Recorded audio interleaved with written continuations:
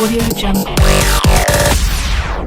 Hello दोस्तों, welcome to shark network. इस video में हम बात करेंगे कि एक ट्रेडर को गेम्स खेलना चाहिए या नहीं, या फिर एक गेमर को ट्रेडर बनना चाहिए या नहीं। इन दोनों में क्या सिमिलरिटीज है और इंडियन स्टॉक मार्केट में गेम्स से रिलेटेड जो भी स्टॉक्स है वो आपको किस रेट्स पर बाय करने चाहिए, और एक बड़े इन्वेस्टर मतलब राकेश झुनझुनवाला ने कौन कौन से स्टॉक्स गेमिंग से रिलेटेड अपने पोर्टफोलियो में ऐड किए हुए हैं उनके बारे में मैं आपको बताऊंगा। और निफ्टी 50 में भी कुछ स्टॉक्स हैं जो गेम्स में डायरेक्टली और इनडायरेक्टली काम करते हैं। शॉकिंग लगाना आपको। इस वीडियो में हम लास्ट में ये भी रिवील करेंगे कि कौन से निफ्टी 50 के स्टॉक है जो गेम्स में इन्वॉल्वमेंट रखते हैं। और इस वीडियो में मैं आपको ये भी बताऊंगा कि कौन कौन से गेम्स है जिसे आप खेलकर अपनी ट्रेडिंग स्किल्स को इम्प्रूव कर सकते हैं और ट्रेडिंग के बारे में सीख सकते हैं, जो कि आप प्ले स्टोर से डाउनलोड भी कर सकते हैं। वो भी हम इस वीडियो में आगे क्लियर करेंगे। तो चलिए इस वीडियो को शुरू करते हैं। सबसे पहले मैं आपको ये बताना चाहूँगा कि गेमर और एक ट्रेडर में बहुत सारी सिमिलरिटीज होती है, जिसमें सबसे पहले ये दोनों ही लोग सोशल लोग नहीं होते हैं। ये लोग किसी से बात करना पसंद नहीं करते हैं। ये लोग घंटों तक स्क्रीन के सामने बैठकर काम करना पसंद करते हैं। दूसरा, ये दोनों ही लोग बड़ी स्क्रीन को पसंद करते हैं। बड़ी स्क्रीन पर ये वर्क करना काफ़ी पसंद करते हैं। तीसरा, इन दोनों ही लोगों के पास हाई कॉन्फ़िगरेशन के सिस्टम होते हैं जिससे वो आसानी से अपने काम को अंजाम दे सके। दोनों ही लोगों के पास अच्छी इंटरनेट स्पीड होती है। दोनों ही लोग काफ़ी इंफॉर्मेशन गेन करने की आदत रखते हैं और काफ़ी क्यूरियस होते हैं। जैसे गेमर्स जो होते हैं वो देखते हैं कि इस स्टेप के बाद क्या होगा, अब क्या होगा। और एक ट्रेडर के भी मन में एक जिज्ञासा होती है कि यार ये ट्रेड लेने के बाद क्या करना चाहिए। वो घंटों तक चार्ट को एनालाइज करते हैं। तो ये भी दोनों में एक सिमिलरिटी है। अब मैं आपको बताना चाहूँगा कि आप गेम्स के माध्यम से किस तरह से स्टॉक मार्केट को सीख सकते हैं। आप प्ले स्टोर पर जाकर कुछ गेम्स डाउनलोड कर सकते हैं जिससे आप ट्रेडिंग के बारे में कुछ सीख सकते हैं बिना पैसा लगाए। इस लिस्ट में सबसे पहला नाम आता है स्टॉक ग्रो अर्ली एक्सेस। जैसा कि आप स्क्रीन पर देख रहे होंगे, ये गेम आप डाउनलोड करके सीख सकते हैं ट्रेडिंग के बारे में। दूसरे नंबर पर आप ये गेम देख सकते हैं stock market challenge. Third number पर आता है NSE वर्चुअल ट्रेडिंग ऐप 2.0, ये भी आप देख सकते हैं। फोर्थ नंबर पर आता है Investopedia stock stimulator. Fifth number पर आता है बेस्ट ब्रोकर स्टॉक स्टिमुलेटर।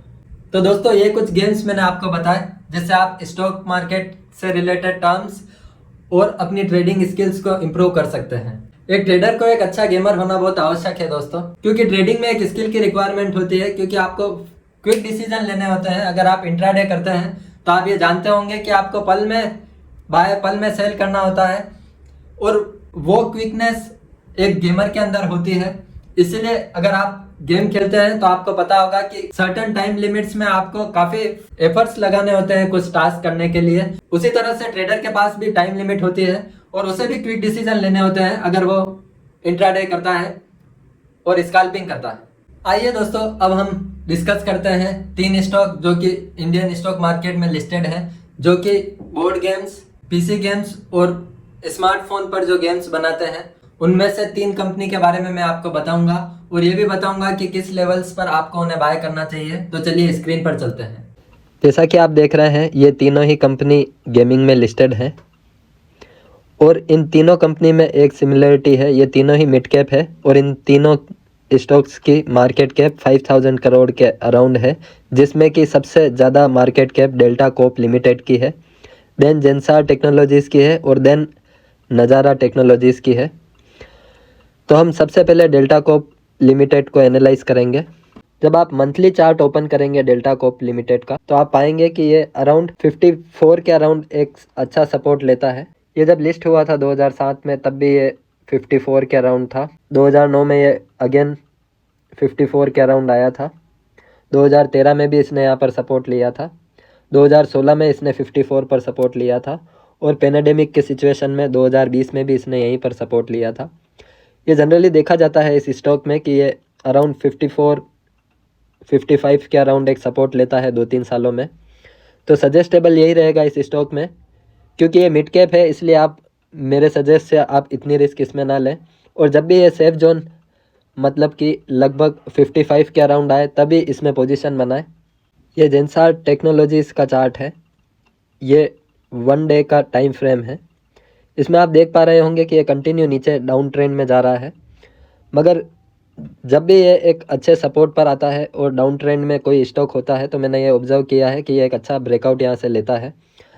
अगर अगले वीक में ये 2-3% अप जाता है तो चांसेस है कि आपको 5 से 10% का रिटर्न यहाँ पर मिल सकता है। अगर आप पर्सनली मेरे से पूछेंगे कि क्या संदीप भाई आप इन्वेस्ट करेंगे, तो मैं स्ट्रांगली रिकमेंड करूँगा कि इस तरह के स्टॉक में मैं एंटर नहीं करता हूँ, क्योंकि इसमें एक प्रॉब्लम है कि इसका वॉल्यूम बहुत ही कम होता है। 1-1.5 लाख अगर किसी का वॉल्यूम होता है तो उस तरह के स्टॉक में मैं जनरली एंटर नहीं करता हूँ। यहीं अगर आप मंथली चार्ट ओपन करेंगे तो आप पाएंगे कि ये 230 के अराउंड एक सपोर्ट लेता है, जो कि ये अभी भी 230 पर है। देन ये सपोर्ट लेता है अराउंड 158 पर, और देन ये सपोर्ट लेता है अराउंड 68 पर। तो सजेस्टेबल रहेगा कि आप अगर 3 इंस्टॉलमेंट में इसे बाय करें तो 230 पर एक इंस्टॉलमेंट ले सकते हैं, 158 पर एक इंस्टॉलमेंट ले सकते हैं, और एक इंस्टॉलमेंट 68 पर ले सकते हैं। इस तरह से पार्टली बाइंग करने से आपकी रिस्क कम होगी, क्योंकि मिड कैप में ऑलरेडी रिस्क ज़्यादा होती है और करंट मार्केट सिनेरियो में कभी भी क्रैश हो सकता है। ऐसी आपने न्यूज़ पढ़ी होगी, क्योंकि अमेरिका से कुछ न्यूज़ आ रही है इंटरेस्ट रेट को लेकर, तो आपको रिस्क कम लेनी चाहिए और ज़्यादातर मिड कैप को अभी की सिचुएशन में आपको अवॉइड करना चाहिए। और अगर आप गेमिंग स्टॉक में वाकई जाना चाहते हैं तो आपको ये लेवल्स नोट कर लेने चाहिए। ये नज़ारा टेक्नोलॉजीज़ का चार्ट है। ये लॉकडाउन के बाद ही आईपीओ के थ्रू आया था स्टॉक, और जब से आप देख रहे होंगे कि इसने मुश्किल से 1675 का लेवल टच किया है, और अगेन ये आईपीओ लेवल से भी नीचे आ चुका है। अगर आप शॉर्ट टर्म ट्रेड लेना चाहते हैं इसमें तो अराउंड 535 के अराउंड आप इसमें एक एंट्री बना सकते हैं, क्योंकि यहाँ पर एक गैप है। कुछ समय में इसकी प्राइस नीचे आ सकती है। और अगर आप इस नज़ारा टेक्नोलॉजीज़ पे आरएसआई अप्लाई करते हैं तो आप पाएंगे कि ये जब भी 30 के अराउंड इसका आरएसआई आता है तो 5 से 10% का इसमें उछाल आता है।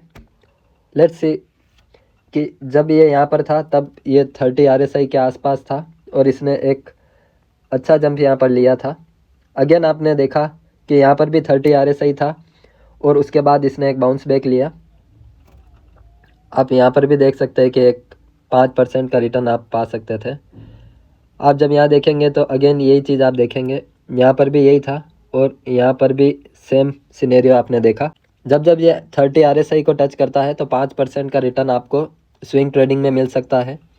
तो इस अकॉर्डिंग ये कुछ समय बाद अगर ये गैप को फिल करता है और 30 आरएसआई के आसपास आता है तो आप एक छोटी सी पोजीशन इसमें बना सकते हैं। सजेस्टेबल यही रहेगा कि आप 2 से 3% कैपिटल से ज़्यादा इसमें ना लगाएं, क्योंकि ये मिड कैप है। तो यहाँ तक आपने जाना कि गेमिंग स्टॉक में आपको इन्वेस्टमेंट किस रेट्स पर करना चाहिए। इनमें से डेल्टा कॉर्प और नज़ारा टेक्नोलॉजीज, इन दोनों में काफ़ी बड़ी पोजीशन राकेश झुनझुनवाला सर की है, तो आप इन दोनों को अपने रेडार पर रख सकते हैं और एक अच्छी बाइंग पोजीशन पर आने पर एक अच्छी पोजीशन इनमें बना सकते हैं।